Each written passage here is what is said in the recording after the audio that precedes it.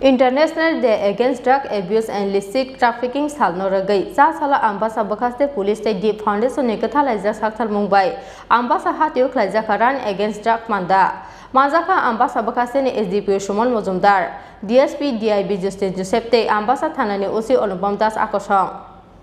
Final 26 June Salmario International Day Against Drug Abuse and Illicit Trafficking Salno Rugwi Sala Ambassa Bakaste ni Police Deep Foundation ni Chaitong Mumbai Khlaijakha Ambassa Hatio Run Against Drug Panda As Halo Phungni Damdok ni Simi Ambassa Hati Gitingi Khlaijakha Awareness Days Borok ni Panda no Chengsoi Rekha Dolai Hangkoni Police Super Rakesh Yadav Khlaijakha Ambassa Bakaste ni Ojama Sumon Mozumdar DSP DIB Justin Joseph Ambassa Thanani OC Anupam Das Kubun Ojamaro A Salo Khlaijakha Mani Khani Kobol Mano Yakare Buskango Skangai Faina Bagai Saklai Murkha Dolai Hangkoni Police Super Rakesh Yadav पाठकों कुलाई कालीबारी गाना नी नौखलावत हंगई party रजाखा आसाली awareness race हमने ये जो operation संजीवनी start किया है इसका मकसद है कि ड्रग्स को सोसाइटी से ख़त्म करना। मैं आप लोगों को बताना चाहता हूँ कि ड्रग्स एक ऐसी बीमारी है